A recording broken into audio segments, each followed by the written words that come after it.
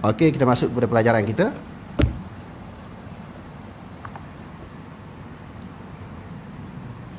Okey, sila.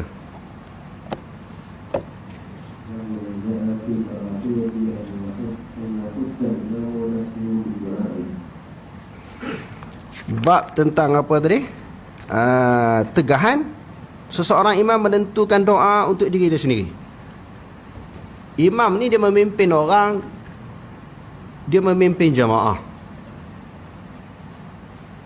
Maka dilarang, ditegah kepada dia oleh Nabi SAW. Dia berdoa mengkhususkan diri dia sendiri. Seperti apa? Allahumma arhamni, Allahumma gfirli, Allahumma hadini.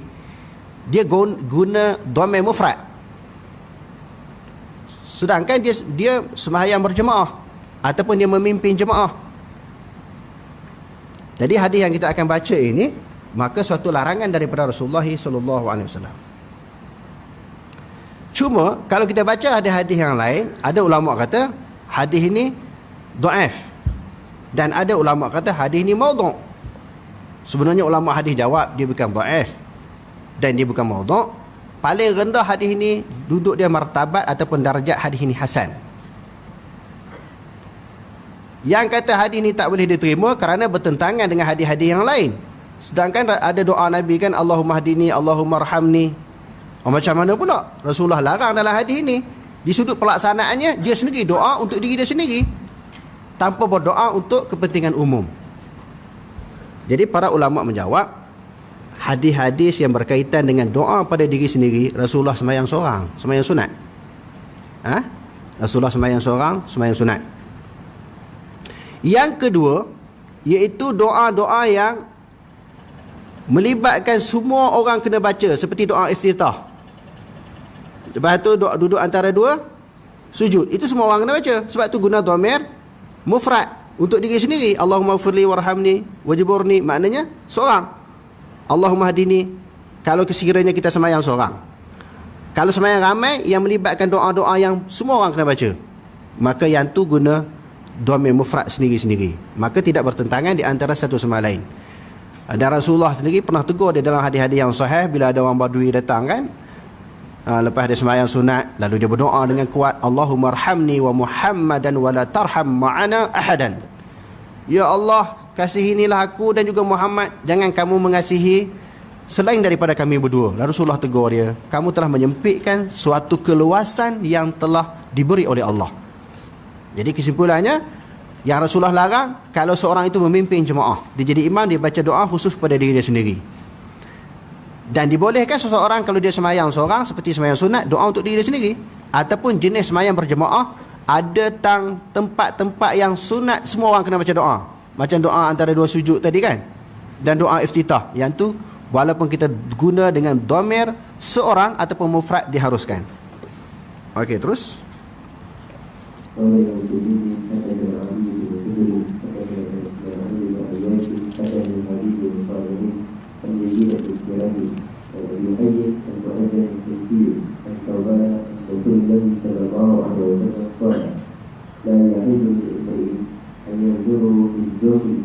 Ayyan zura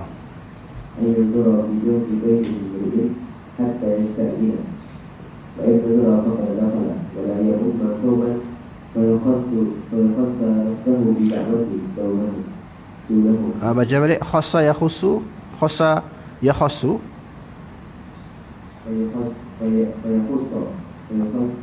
yakhussu atah daripada mana? Yasta'zina. Okey, terus.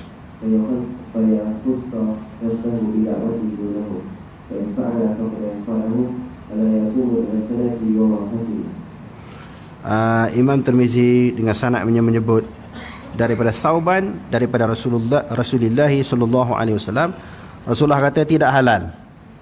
Apa maksud tidak halal? Tidak boleh. Maknanya tidak halal, mafhum mukhalafahnya haram. Maksudnya haram, tak boleh, ataupun jadi satu kesalahan, iaitu haram mana-mana orang memerhatikan di tengah rumah orang. Di tengah rumah orang, sebelum dia masuk tu, dia tengok dulu. Hatta yasta'zina, sehingga dia minta izin. Pergi rumah orang, nak tengok dalam rumah orang kan, ada apa-apa kan. Maknanya bila dia tengok, sesungguhnya dia telah masuk, Nabi kata. fa in nazara faqad dakhala. Dia tengok, maka hakikatnya dia telah masuk dalam rumah orang. Sedangkan nak masuk dalam rumah orang dia tak izin.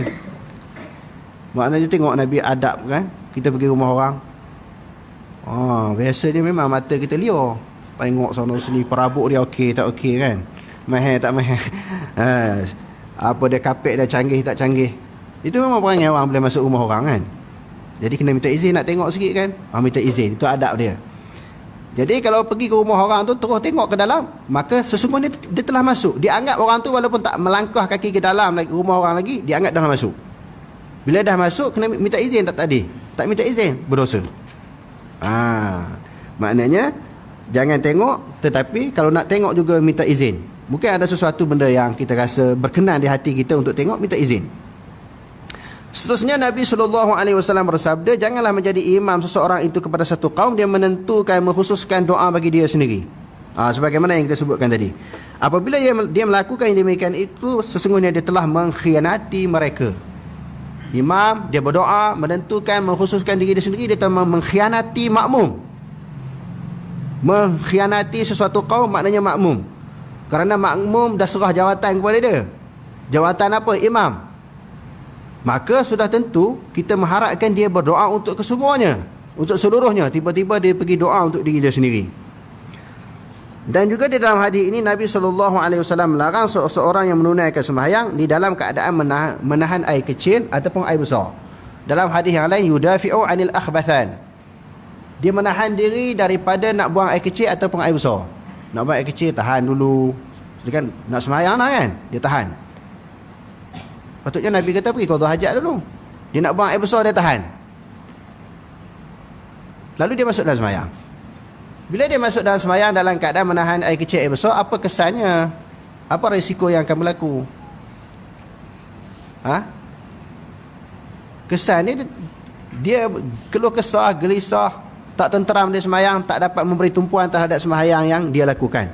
Kalau imam baca panjang sikit, dia nak mengamuk, dia nak marah, salah-salah dia. Maka dia tak dapat memberi tumpuan yang sepenuhnya terhadap sembahyang yang dia lakukan. Sebab dia cepat-cepat nak habis, cepat-cepat nak keluar. Sedangkan bila sembahyang, dia sedang menghadap Allah. Bila menghadap Allah Subhanahu Wa Taala, kan ada di dalam hadis yang lain, alaikum bis sakinah wal waqar. Hadis yang diriwayatkan oleh Imam Muslim. Hendaklah dia datang dalam keadaan tenang dan bersopan. Lari pun bila walaupun diikomatkan, dengar qomat ni kelang kabut lari. Nak masuk dalam saf, kok termasbuk. Itu pun Nabi larang. Masuk dalam tenang. Kalau nak supaya bertakbir bersama dengan imam, dia suruh datang awal. Kalau dah terlambat, orang qomat tu tenang je pergi. Takut dalam keadaan nungap, letih, semput, masa tu kita menunaikan sembahyang, tak dapat memberi tumpuan terhadap sembahyang, jadi tak khusyuk. Saya selalu sebut, dah sememangnya pun jenis tak khusyuk dah kita ni. Jadi buat beberapa perkara yang dilarang, bernambah-nambahlah tak khusyuk dalam sembahyang. Jadi dia kata tahan daripada buang air kecil ataupun air besar tu dapat menghilangkan khusyuk di dalam sembahyang. Okey, terus.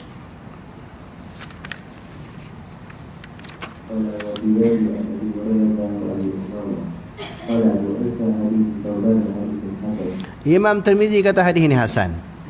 Jadi beberapa ulama hadis kata tak boleh, tak betul nak kata hadis ini maudhu'. Imam Tirmizi sendiri pun mengatakan hadis ini hadis hasan. Okey, terus.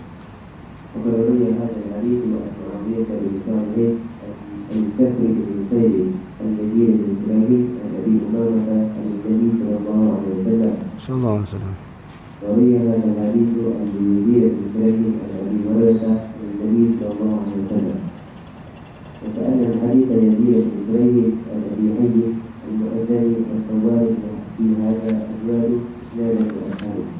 Wallahu a'lam. Ada soalan?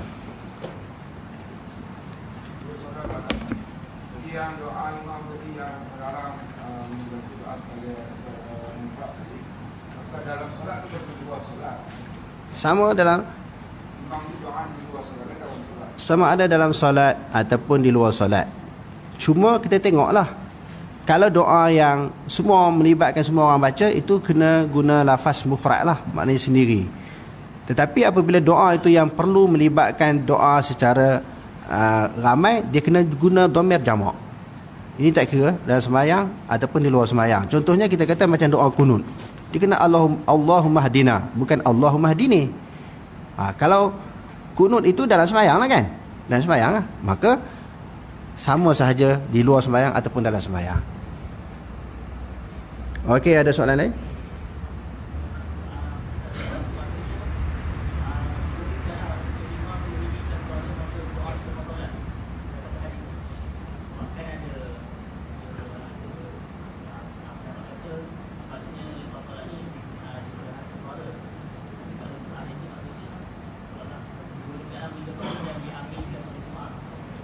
Kalau imam lepas sembahyang dia nak doa ramai-ramai, kan?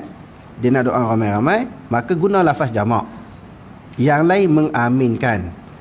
Tetapi kita selalu sebut dah, sebaik-baiknya doa sendiri-sendiri. Sebab apa yang berlaku di zaman Rasulullah sallallahu alaihi wasallam, masing-masing doa.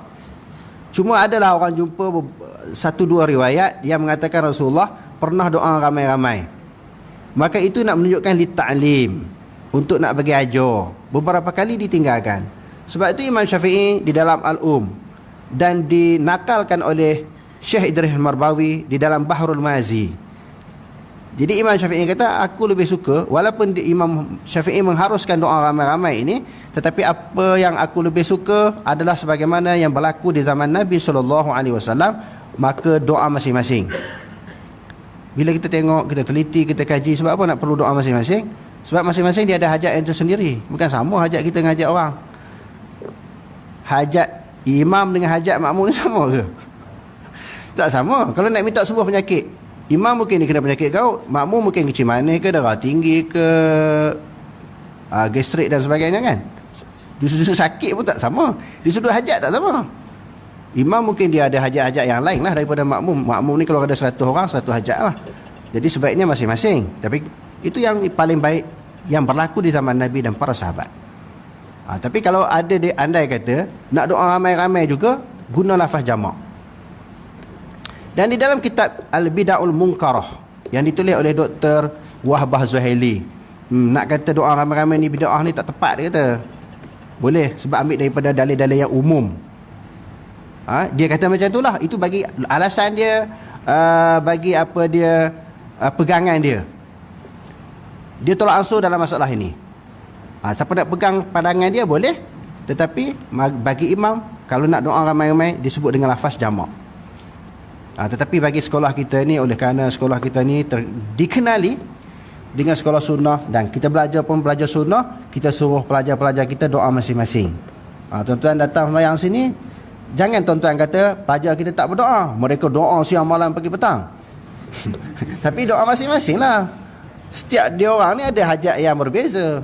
Jadi bukan jangan kata kita tak berdoa ni, puak-puak Wahabi ni tak ada doa pas sembahyang. Jangan cakap macam tu. Kita doa lebih banyak lagi daripada orang.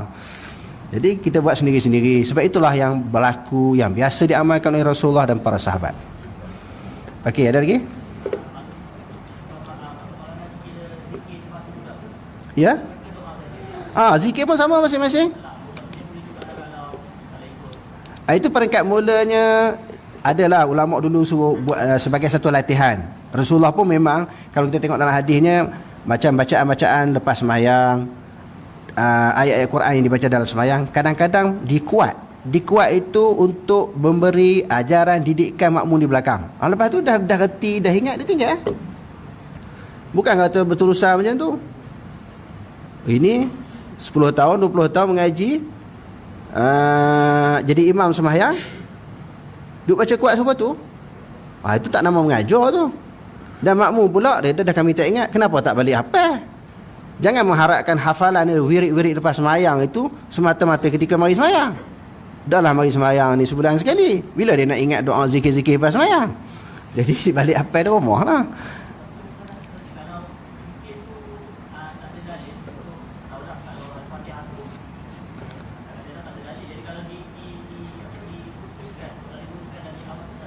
Tak dapat pahala? Tak dapat pahala? Ibadah itu dibina di atas dalil. Masalah ibadah yubna ala tauqif, terhenti dalam dalil Quran, terhenti di atas dalil hadis. Kalau tuan-tuan tekan pula orang ni buat, ustaz ni buat, tok guru buat, tu ikut dia lah. Apa yang saya baca ikut hadis. Maknanya zikir-zikir semayang pun sebahagian daripada ibadah.